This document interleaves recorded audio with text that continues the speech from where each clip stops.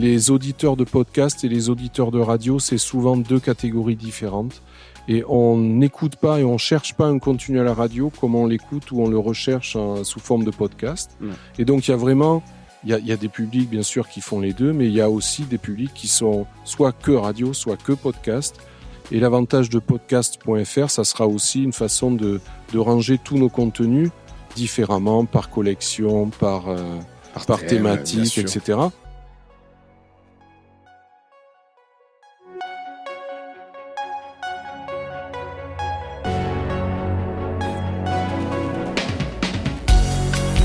Bienvenue dans Mediarama, le podcast du futur des médias.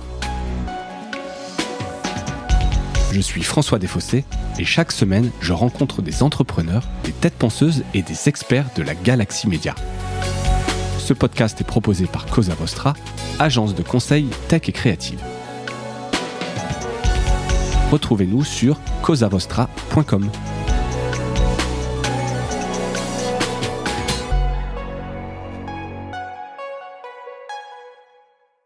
Bonjour à toutes et à tous. Merci d'assister à cet enregistrement en public. C'est une première pour Mediarama, donc je suis très content de le faire ici à Bordeaux, ville où j'habite en l'occurrence.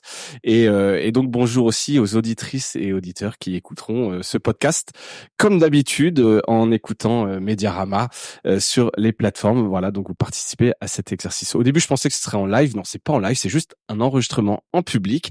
Et pour ce premier épisode en public, j'ai le plaisir de recevoir Frédéric Courtine, homme des médias et l'un des fondateurs d'Airzen Radio. Bonjour Frédéric. Bonjour. Merci d'avoir accepté cette invitation. Alors, faut quand même rappeler qu'on est à Bordeaux au festival Bordeaux Faites le podcast, qui est la 2e édition. Donc, merci aux organisateurs pour cette invitation. Donc, avant de parler d'Airzen Radio, si tu veux bien, une petite digression peut-être sur ton parcours, parce que je le disais, tu es un des fondateurs, mais tu n'es pas tout seul. Tu étais accompagné de Jean-Louis Simonet et Anne-Marie Decouvreur. Donc, c'est derrière le groupe Media Meeting, spécialisé dans les radios. Tu vas nous raconter un peu tout ça. Comment vous en êtes arrivé là, un peu la jeunesse d'Airzen Radio? Alors, en fait, moi, je suis issu de ce qu'on a appelé à l'époque la génération Mitterrand. Donc, ces jeunes qui avaient entre 18 et 20 ans et qui votaient pour la première fois en mai 81 et qui ont majoritairement voté à l'époque pour François Mitterrand. Et donc, ça s'est passé le 10 mai 81. Parmi toutes les promesses du candidat président, il y en avait une qui nous intéressait particulièrement, c'était la libération des ondes. Puisque à l'époque, donc avant 1981, on ne recevait que 3 ou 4 stations de radio. Ici à Bordeaux, on recevait France Inter, bien évidemment, et après ce qu'on appelait les radios périphériques, qui étaient des radios qui étaient diffusées depuis les territoires extérieurs à la France. Donc pour Bordeaux, on recevait Radio Monte-Carlo et Sud Radio, et quand on était un peu plus au nord de la France, on recevait Europe 1 et Radio-Télé Luxembourg, RTL. Et dans les promesses de Mitterrand, donc il y a la libération des ondes, et moi, quelques semaines après son élection, j'ai fait partie de ce groupe de 4 à 5 000 personnes partout en France qui sont partis principalement en Italie acheter des petits émetteurs de radio et qui les ont ramenés et qui ont démarré ce qu'on a appelé les radios libres. Parce qu'il y avait des radios pirates aussi. Oui, il y avait des radios pirates. François Mitterrand avait participé à une radio pirate et c'est aussi pour cela qu'il a engagé la libération des ondes. Donc, ça a généré énormément de stations de radio libres. Et puis, le marché s'est petit à petit organisé, professionnalisé. Ça est devenu un vrai business. Moi, à l'époque, j'étais instituteur. Donc, j'étais très loin de ce monde de la radio. Mais j'aimais beaucoup la musique, j'aimais beaucoup le cinéma. Et quand on était jeune, comme nous l'étions à l'époque, en fait, dans les radios, on n'écoutait que de la musique de variété française et à l'époque, c'était pas terrible. Nous, on avait envie d'écouter les Rolling Stones, Genesis, les Beatles, etc. Et on s'est dit, la meilleure façon pour les écouter, ça va être de les diffuser nous-mêmes. Et donc, on a initié ce mouvement des radios libres. Alors après, moi, j'ai eu une carrière principalement à Bordeaux et à Toulouse, puisque j'ai participé à la création d'une radio en 88 à Bordeaux qui s'appelle toujours 8 FM, qui a été créée de toutes pièces ici grâce au financement à l'époque du club de foot des Girondins de Bordeaux. Ensuite, j'ai pris la direction générale de Sud Radio, d'RMC, etc. On arrive en 1999. Je suis à Toulouse. Mon directeur technique de l'époque s'appelle Jean-Louis Simonet, qui est devenu mon associé. Et on rencontre une jeune femme à Toulouse qui arrive de la direction de la communication interne de France Télécom. Donc, c'était juste avant la privatisation de France Télécom qui est devenue Orange. Mhm. Et à l'époque, il y avait 250 000 salariés chez France Télécom et toute la communication interne était basée à Toulouse. D'accord. Et ces gens-là, dans les 230 000 salariés, il y en avait 5 000 qui intervenaient sur des problématiques de communication. Et donc, une fois par mois, le dernier vendredi du mois, ils organisaient une énorme conférence téléphonique avec 5 000 personnes sur un pont téléphonique. Et pendant 1 heure, ils délivraient de l'information descendante sur leurs actions de com, etc. Et ils se rendaient compte que ça marchait pas très bien parce qu'on entendait les gens Techniquement, tousser. ça marchait pas, ouais. Ça marchait bien techniquement, mais avoir 5000 personnes en même temps au téléphone, Oui. c'est un peu compliqué. Et donc, dans cette équipe de communication interne de France Télécom, il y a une jeune femme qui a dit, mais pourquoi on n'irait pas voir une station de radio? Parce que la forme, c'est quand même très important et c'est aussi le métier d'une station de radio. Et donc, elle est venue me voir. Donc, c'était Anne-Marie de Couvreur, qui depuis est devenue la troisième associée d'Airzen. Et on a monté ce qu'on a appelé à l'époque une émission de radio d'entreprise. C'était une émission d'1 heure, en fait, qui était diffusée en direct et tout de suite après, qui était mise ça s'appelait pas des podcasts, mais qui était mise à disposition en audio on demand sur les différents intranets de France Télécom. Ça ressemble quand même furieusement, même si c'est pas le même, si c'est pas le même nom. Et donc, ça nous a donné l'idée de proposer tous les formats de la radio aux directeurs de communication des entreprises. Et on a développé ce petit concept à l'époque de radio d'entreprise avec les flash infos, les émissions, les radios en flux, en live, etc. Ouais, et on programmation. On s'est dit, c'est un tout petit business. Nous, on s'était rencontrés et ça nous plaisait beaucoup de travailler tous les trois ensemble. Et donc, on a profité, moi, de la vente de Sud Radio à l'époque, pour partir. Elle a profité d'un plan de départ de France Télécom et on s'est retrouvés tous les trois avec l'envie de travailler à trois ensemble sur vraiment ce qui était une niche, c'est-à-dire la radio et l'audio pour la communication des entreprises. À l'époque, personne n'en parlait. On parlait beaucoup d'écrits, de mails, de journaux d'entreprise, pas mal de vidéos, de télé d'entreprise, mais d'audio, jamais. Donc, on a fait beaucoup de pédagogie. Et ce qui nous semblait être une petite niche à l'époque, c'est-à-dire il y a pile 20 ans, puisqu'on a démarré Media Meeting en 2004, aujourd'hui, donc 20 ans après, on a toujours Media Meeting et on a 120 salariés qui travaillent uniquement sur cette partie audio et radio d'entreprise. Voilà. Beau parcours. Et donc, si on fait un petit saut dans le futur, vous lancez en 2021 Airzen. Oui. C'est quoi le point de départ? Parce que donc là, Media Meeting, vous étiez vraiment sur des radios d'entreprise, oui. Un truc très B2B. Airzen, a priori, c'est absolument pas ça. C'est quoi? C'est une lubie? C'est une danseuse? Vous dites, tiens, il y a un truc à faire. On en a un peu soupé des radios d'entreprise? Ah non, c'est pas du tout ça. C'est plutôt la synthèse en fait de nos 40 ans d'activité professionnelle. Et surtout, c'est le fait d'une opportunité unique en France que je vais vous raconter. Dans l'histoire de Media Meeting, donc qui démarre en 2004, on est sur de la radio en B2B, mais on a aussi développé des activités en B2C, puisqu'on a créé aussi 4 petites stations de radio FM à Arcachon, Bordeaux, Agen et Toulouse. Donc on avait quand même toujours une activité de radio broadcast. On a aussi, dans le cadre de nos activités en B2B, gagné un appel d'offres et on fait toutes les radios du groupe SANEF qui sont les radios d'autoroute. Les 107.7, les fameuses. Voilà. Sur toute la France. Non, sur la partie SANEF, c'est-à-dire toutes les autoroutes qui partent de Paris vers la Normandie, l'Angleterre, la Belgique, Je savais pas que c'était des opérateurs privés. Alors, il y a 3 opérateurs. Délégation de service public. Ouais. Et en fait, il y a 3 sociétés d'autoroutes, 2 qui le font en interne et une qui le fait en externe. Et c'est un contrat qu'on a gagné en 2012. C'était Radio France qui le faisait jusque-là. Et puis, on a gagné l'appel d'offres face à Radio France. La même année, on a racheté au groupe Lagardère une agence de presse audio qui était l'ex-AFP Audio, qui s'appelle maintenant A2PRL. Et donc là, c'est une agence de presse, il y a 30 journalistes, c'est basé à Toulouse, et on fournit des flash infos, c'est que de l'info, pour 200 stations de radio en France et dans les dom-toms.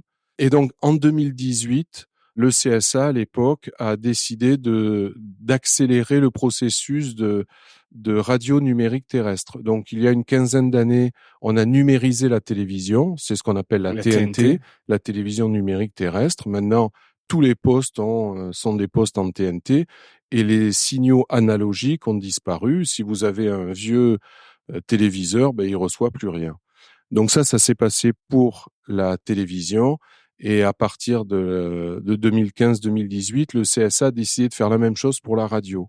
Donc il y a eu beaucoup de ratés au départ. Oui, c'était très long ça a été process. très long parce que le monde de la radio, c'est un monde qui est totalement fermé, qui appartient à 4 groupes privés principalement, qui fait un chiffre d'affaires de 600 à 650 millions d'euros cumulés de chiffre d'affaires publicitaire et qui sont répartis entre ces 4 groupes et tout va bien. Ouais. Donc c'est aussi pour ça que c'est un média, en tout cas en France, qui a assez peu évolué. On retrouve les mêmes programmes, les grosses têtes sont là depuis 40 ans, etc. C'est un média qui n'a pas tellement innové parce que le gâteau est bon et se répartit, voilà. Donc quand le CSA a dit on va démarrer la radio numérique terrestre, ils ont dit oh non, tout le monde a traîné des pieds. Voilà, tout le monde a traîné des pieds. Et en 2018, le CSA a dit bon maintenant on va pas faire comme la TNT, parce que si on se souvient, la TNT, les grands groupes de télévision n'ont pas voulu y aller. Et donc, il y a eu beaucoup de nouveaux entrants. Et 15 ans après, ces nouveaux entrants ont tous été rachetés par les groupes historiques. Voilà. Donc, en radio, les radios nationales n'ont pas voulu faire pareil. Elles ont traîné des pieds. Mais quand le CSA, en 2018, a dit « Maintenant, on lance un appel à candidature pour des radios nationales en DAB+. » Donc, le DAB+, c'est la norme technologique, ça veut dire Digital Audio Broadcasting. Ces groupes de radio ont candidaté. Le DAB+, donc la norme numérique, ce sont des multiplex de 13 radios. Et en France, puisqu'on est quand même sur un territoire européen, en France, on a 5 multiplex qui sont attribués donc aux opérateurs français. D'accord. C'est quoi, pardon, je vois pas ce que c'est les multiplex. Je vais t'expliquer. En fait, ce sont des bouquets de radios. D'accord. En FM, chaque radio a obligatoirement un émetteur. En DAB+, en numérique terrestre, chaque émetteur permet de diffuser 13 radios. Donc, ça consomme beaucoup moins d'énergie, etc. C'est beaucoup mieux pour la planète.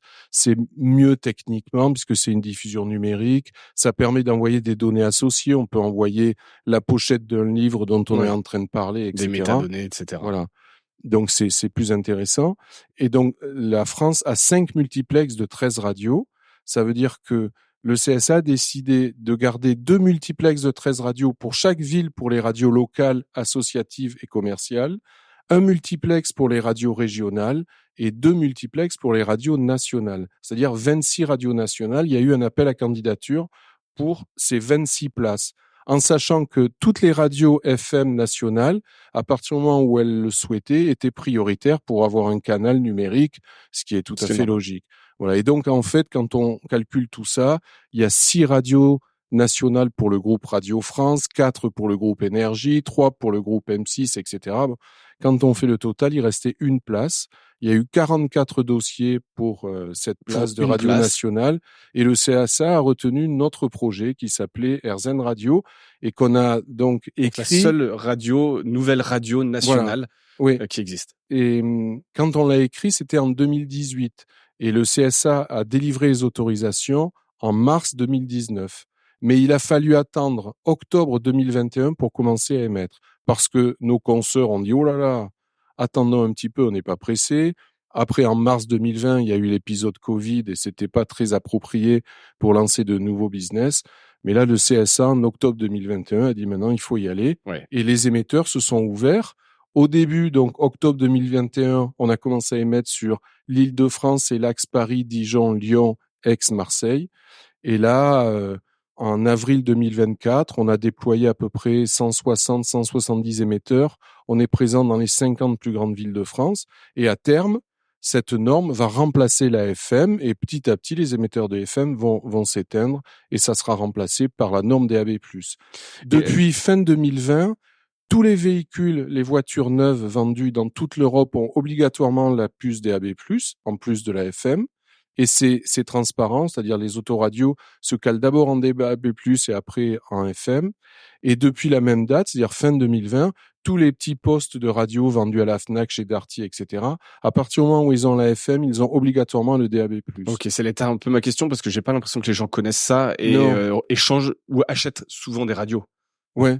Mais maintenant, si vous achetez une radio, il y aura forcément le DAB+. Alors, effectivement, la notoriété du DAB+ est assez faible parce que les groupes de radio, en fait, veulent pas trop Ils ont aucun communiquer intérêt en fait à là-dessus. communiquer Voilà. dessus. Alors, ils le font maintenant parce qu'ils se rendent compte que s'ils le font pas, la place va être prise par d'autres. Oui. L'avantage du DAB+ par rapport à la FM, ici, on est à Bordeaux. Il y a 36 radios FM parce qu'il y a que 36 places en FM. En DAB+, il y en a 65. Vous avez à l'heure actuelle 65 radios qui émettent en DAB+, 26 nationales, 13 régionales et 26 locales. Ok. Et donc, RZN Radio Nationale, depuis 2021. Donc déjà, sacrée histoire, bravo d'avoir gagné cet appel d'offres. 1 sur 44, c'est quand même pas mal. Combien vous avez, si on fait la petite fiche d'identité d'RZN, combien vous avez d'auditeurs, d'auditrices qui vous écoutent et comment ils vous ont découvert? C'est une très bonne question parce qu'en fait, on ne le sait pas parce que l'audience des radios est mesurée par médiamétrie, comme l'audience des télévisions. Ouais. La seule différence, c'est qu'en télévision, c'est un boîtier sur les téléviseurs, donc c'est automatisé. En radio, c'est toujours du déclaratif. Médiamétrie appelle 10 000 personnes par mois entre 17h et 21h et leur font passer un questionnaire au téléphone qui dure entre 45 et 50 minutes. Donc c'est très très compliqué. Ils ont beaucoup de mal à avoir ces 10 000 personnes par mois. Donc en fait, ils rappellent toujours les mêmes personnes qui acceptent de parler 45 minutes au téléphone. Mais qui changent pas forcément leurs habitudes entre-temps. Voilà. Et donc quelqu'un qui écoute, je parlais des grosses têtes tout à l'heure, depuis 30 ans, d'une année sur l'autre, globalement, ils changent pas trop de programme. Donc c'est un vrai problème pour des radios qui n'ont pas de notoriété. Nous, notre problématique, c'est d'accroître en fait la notoriété de la station. Après, nous, ce que l'on peut dire, c'est que on a quand même pas mal de retours d'auditeurs, de mails sur le site, etc. On rencontre beaucoup de gens dans des salons, dans des manifestations. La notoriété de notre station évolue, augmente. Là, on a commencé des campagnes de publicité. On a fait un peu d'affichage sur la région parisienne il y a 2 mois.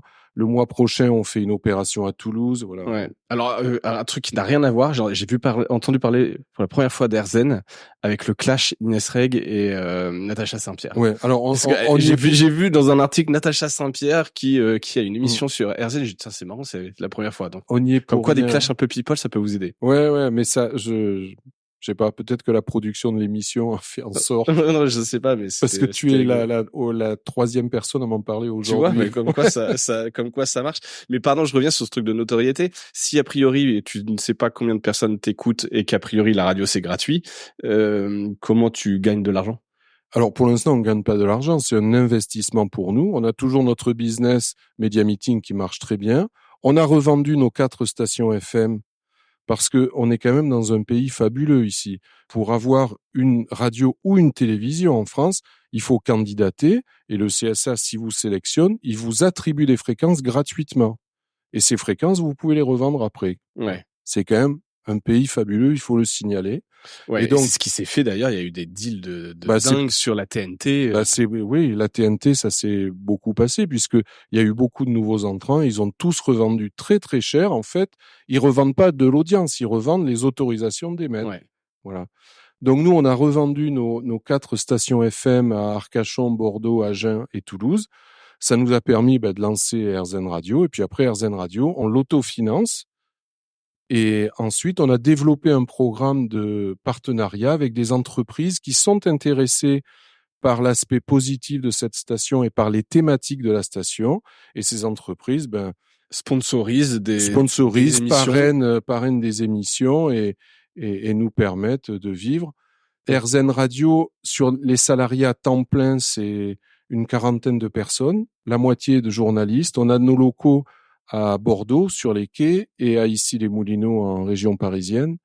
Et on a quelques journalistes en province. Donc, on a 40 journalistes et 40 salariés, 20 journalistes et 20 autres salariés à temps plein. Et après, on a une trentaine de pigistes qui interviennent sur des fournitures de contenu une fois par semaine, etc. Natacha Saint-Pierre fait partie de ces pigistes. Alors, Natacha Saint-Pierre, pour ceux qui sont un peu plus âgés, ils la connaissent comme chanteuse. Mais Natacha Saint-Pierre, c'est aussi quelqu'un qui a des diplômes dans le yoga. Elle est très, très intéressée par toutes les pratiques liées au yoga et au bonheur en général. Et donc, elle nous propose, ça fait 2 ans depuis le début, toutes les semaines, tous les samedis, elle reçoit un invité, connu ou pas connu, et elle parle avec lui de ses échecs, de ses réussites, de sa façon de vivre, etc. C'est un programme qui est très chouette à écouter et vraiment très, très inspirant. Voilà. Et il se trouve je ne le savais pas. qu'elle participe à cette émission. Tu l'as évoqué, RZN, c'est une radio résolument positive. Oui. Est-ce que c'est pour coller à l'air du temps? C'est quoi le point de départ? C'est un élément différenciant. Qu'est-ce que vous entendez par positif? C'est raconter des choses, des trains qui arrivent à l'heure? Non, pas forcément. Être positif déjà, alors en termes d'information, parce qu'on a des flash infos comme dans la plupart des radios toutes les heures. Dans ces flash infos, il n'y a pas de faits divers, par exemple. Il y a absolument rien de négatif et on ne parle que de choses positives. Et il y en a plein en fait. Au début, les journalistes étaient un peu perplexes. Ils nous disaient mais de quoi on va parler? Il y a tous les jours, ils trouvent des sujets pour les flash infos. Aujourd'hui, hier, l'Assemblée nationale a voté contre des particules en fait qui sont très nocives. Bon, voilà, ça fait partie des choses. J'ai eu des déblocages de budget sur des énergies vertes, etc. En tout cas. Bon, il y a plein de choses à évoquer. Et après, la rédaction interne donc d'Airzen, ils fournissent à peu près une centaine de sujets par semaine. Et au début, quand on les a recrutés, c'était tous des professionnels de radio qui étaient intéressés par nos thématiques. Ils nous ont dit, ouais, mais au bout de 2-3 mois, peut-être qu'on aura plus de sujets. Donc ça, c'était pendant l'été 2021, avant le lancement. Là, on est en avril 2024 et il se pose plus la question des sujets. Il y en a énormément. Et nous, l'objectif d'Airzen Radio, c'est de mettre en valeur toutes les initiatives qu'il peut y avoir sur notre territoire, à l'échelle locale, régionale, nationale, que ce soit des initiatives privées, oui, au public. Et vous vous interdisez de parler de choses négatives? Non, on en parle, mais avec un prisme de journalisme de solution, en essayant de trouver des solutions. Comment on pourrait y répondre, ce qui se fait ailleurs, quelles initiatives ont eu. Voilà, c'est pour ça en fait un peu je te taquinais sur le fait des trains à l'heure, mais c'est de dire voilà, il peut y avoir des trains qui arrivent en retard, mais pourquoi il arrive en retard? Qu'est-ce qu'on pourrait faire pour qu'il arrive pas en retard? C'est pas non plus un journalisme béni oui. Non, c'est pas. On n'aurait pas d'audience si on faisait ce genre de choses. Peut-être qu'on n'a pas d'audience, t'as dit que tu savais pas. Oui, mais on le ressent, on le pressent, et notre expérience et notre métier nous laissent penser que quand même c'est les gens suivent. Oui, parce que on s'en rend pas compte, parce que les sondages et les audiences sont faits sur des parts d'audience. Donc on dit telle télévision, tel programme a fait 30% de part d'audience, c'est-à-dire 30% des gens qui regardaient la télévision. Mais on oublie tous ceux qui ne regardaient pas la télévision. Et en radio, c'est pareil. Et pour la presse, c'est pareil. Oui, c'est Nous, on rencontre énormément de gens dans des salons bio, nature, etc. De gens qui nous disent, mais moi, je ne regarde plus la télé, j'écoute plus la radio parce que ça me stresse. Il y a que des mauvaises nouvelles, il y a que des faits divers dramatiques, il y a que des choses comme ça. Et ça me stresse trop. Et nous, on essaye de s'adresser à ces gens-là en disant, mais il y a une autre façon d'avoir de l'information. Et moins anxiogène. Absolument. Et donc, dans le dossier, ce qu'on a essayé d'expliquer au CSA et qu'il a bien compris, c'est que en fait, on allait n'intervenir que sur 4 grandes thématiques éditoriales. Donc ça, c'était en 2018 quand on a écrit tout ça. Première thématique éditoriale, tout ce qui concerne le mieux-être. Donc la santé naturelle, le sport, etc. Deuxième thématique, tout ce qui concerne le mieux consommer, le bio, les circuits courts, etc. Le recyclage, la seconde main, seconde vie, etc. Troisième thématique, le mieux agir, tout ce qui concerne l'environnement, l'écologie, les petits gestes pour la planète. Et la quatrième thématique, tout ce qui concerne le mieux travailler, les nouvelles techniques de management, la nouvelle façon d'appréhender son travail, etc. Donc ça, c'était en 2018. Toutes ces thématiques, on s'en est aperçu au cours des confinements de 2020, sont des thématiques qui ont été quand même assez mises en avant. Et il y a beaucoup de gens qui se sont rendus compte que c'était peut-être un peu ridicule d'acheter chez son commerçant du coin une salade qui arrivait de l'autre côté de la planète alors qu'il y avait des producteurs à moins de 50 kilomètres. Ouais. Et donc, alors, à l'époque, il y a beaucoup de gens qui ont dit oh, le monde d'après ne sera plus comme celui d'avant. S'il est globalement assez revenu comme celui d'avant, mais il y a quand même beaucoup de gens qui ont eu des prises de conscience et qui se sont dit il faut arrêter dans l'hyperconsommation. À quoi ça sert d'avoir 14 chemises alors que 2 ou 3 ça pourrait suffire? À quoi ça sert d'acheter un truc qu'on va jeter? Voilà. Et nous, on s'adresse en fait à ces gens-là. L'ambition d'AirZen Radio, c'est pas d'avoir 100% d'audience. C'est impossible. Nous, notre modèle, il fonctionne avec 1% d'audience. Voilà. Si on arrive à 1% d'audience nationale, AirZen Radio sera autonome et travaillera sans perte. J'ai vu sur le site, en l'occurrence, que vous aviez lancé d'autres verticales. Donc, oui. donc j'imagine pour le coup que ce sont des verticales uniquement web. Il y a AirZen Parents, musique, Zen aussi, je crois. C'est quoi? C'est des verticales sur le site ou est-ce que ce sont des programmes de AirZen, la radio, que vous rethématisez, reverticalisez? Les deux. Les deux. Alors d'abord, c'est sur le site et là, c'est uniquement en digital, en streaming, puisqu'il n'y a pas d'autorisation d'émettre pour ces programmes-là. AirZen Parents, par exemple, alors c'est aussi parce qu'on croit de plus en plus à des médias thématisés qui s'adressent à des communautés d'intérêt, en fait. Et une des communautés qui est assez simple à comprendre, c'est la communauté des jeunes parents. Donc au début, on a appelé ce projet moins 9 plus 36, c'est-à-dire de la conception de l'enfant jusqu'à son entrée à la maternelle. Et là, on s'est rendu compte, parce qu'on fait énormément de reportages, plus d'une centaine par semaine, que globalement, les jeunes parents ont tous le même type de problématiques, surtout quand c'est le premier enfant, etc. Et on a fait énormément d'interviews de pédiatres, de doulas, de sages-femmes, etc. Et donc, dans cette verticale-là, on réutilise tous les programmes que l'on fait qui s'adressent à cette population des futurs ou des jeunes parents. Et en fait, on le remet en onde pour en faire une web radio thématisée. Et si on est dans ce cas-là et qu'on s'intéresse à ces problématiques-là, il y a un média qui est là, voilà, et que l'on pourra commercialiser dans le futur, mais c'est pas fait pour ça à la base. À la base, c'est fait pour arriver à sortir des thématiques de plus en plus fines. D'accord. Parce que c'était effectivement ma question. Est-ce que c'est plus simple à monétiser quand on est sur quelque chose de thématique? Non. Forcément, ta liste d'annonceurs, elle est plus simple. Aller voir des fabricants de poussettes, d'alimentation bébé, etc. En France, je parlais tout à l'heure de la mesure d'audience qui est toujours un peu archaïque. L'achat d'espace radio l'est tout autant, puisque si vous n'êtes pas dans les résultats de médiamétrie, vous n'existez pas. Pour les agences médias. Voilà. Donc ça, on est allé voir toutes les agences médias au début, qui étaient toutes hyper enthousiastes à l'idée d'avoir un nouveau programme, etc. Et en nous disant, c'est super pour une fois qu'on pourra dire à nos annonceurs qu'il y a autre chose que la 43e saison des grosses têtes, etc.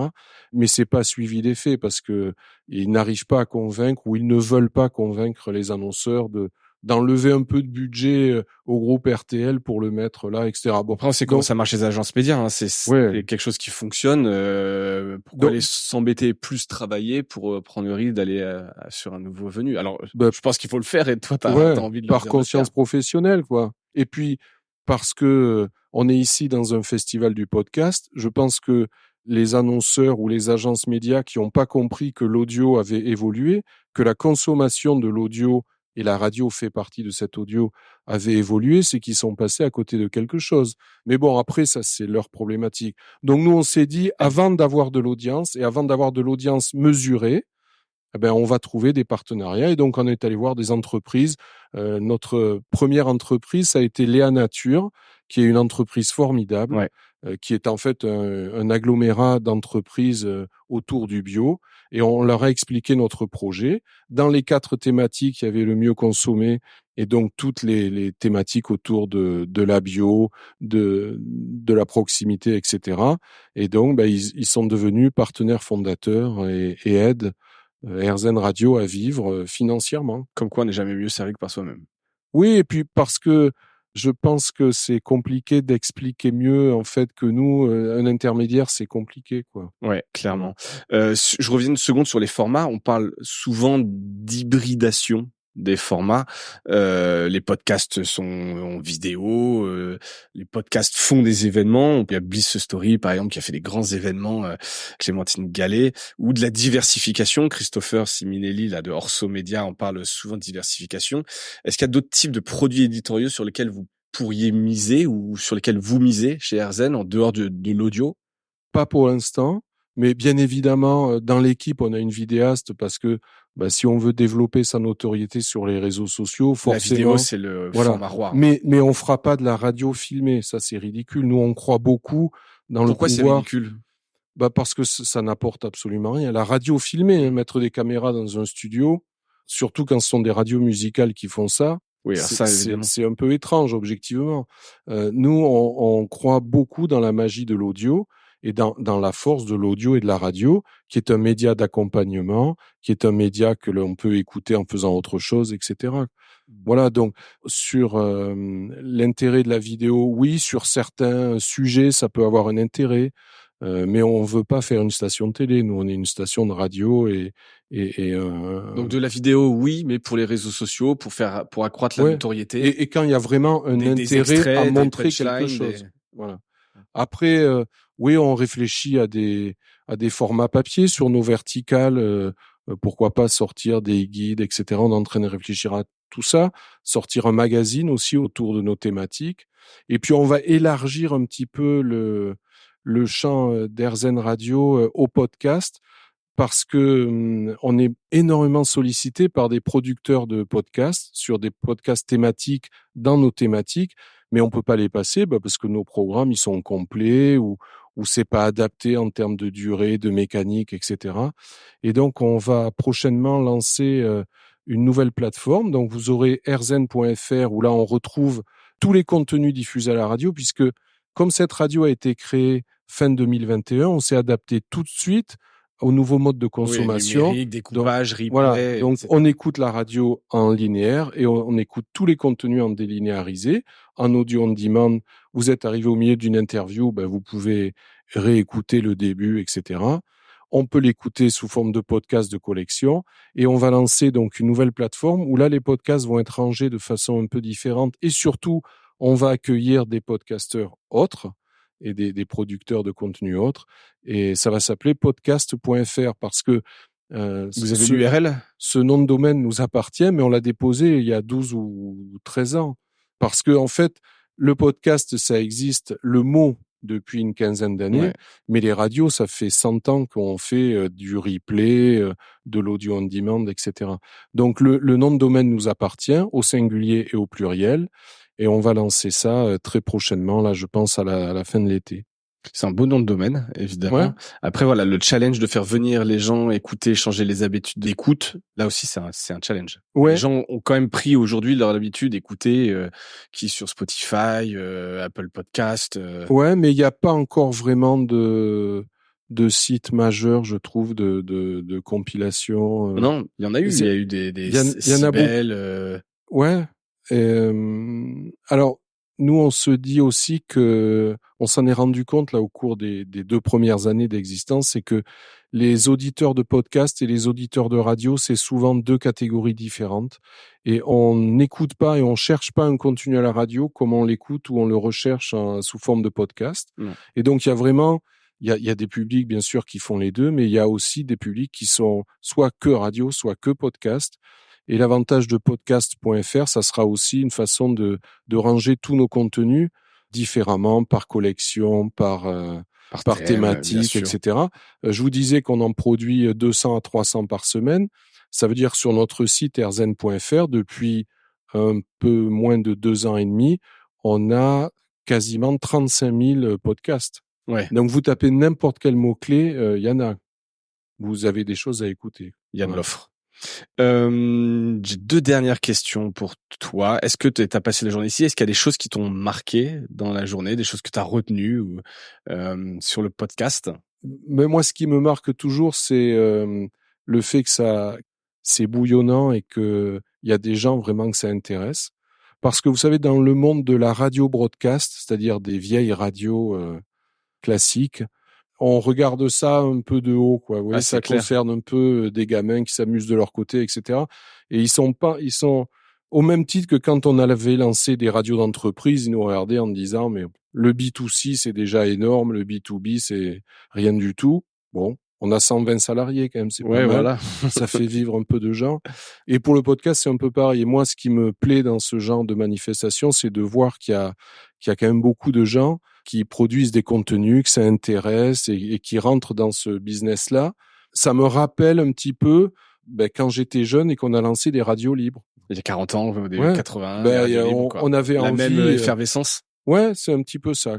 Il y a juste une différence qui est importante, et c'est pour ça que ce genre de manifestation est importante, c'est que les radios libres, c'était une aventure collective. Il fallait qu'on soit plusieurs pour monter une antenne, un émetteur, brancher des platines disques, etc. Le podcast, c'est plus une aventure individuelle. C'est vrai. Et c'est pour ça que c'est bien ce genre d'initiative, parce que ça permet à des producteurs indépendants comme ça de se regrouper. Ils vont s'apercevoir que tout le monde a les mêmes types de problématiques, etc. Et ça, c'est plutôt chouette. Voilà, ça, tu as tout à fait raison. Et la dernière question que j'ai pour toi, qui est un peu le gimmick du podcast, est-ce que tu as un truc cool à nous partager? Moi, j'ai un truc cool, mais c'est très, très personnel. Mais c'est l'idée. Attention, est-ce que si c'est gênant, tu peux le garder pour toi? Non, pas du tout. Mais moi, la première fois où j'ai fait de la radio, donc c'était en juin 1981, et on avait démarré dans un tout petit local qui était quai des Chartrons à Bordeaux.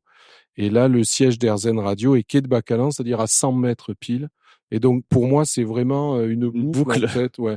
Et c'est aussi ce qu'on a mis dans ce programme Airzen, c'est-à-dire la quintessence et la synthèse de tout ce qu'on avait appris en radio. Et on s'est dit, pour cette dernière aventure professionnelle, il faut qu'on fasse un truc intéressant, un truc qui nous intéresse, et pas juste diffuser de la musique et de la pub. Et voilà.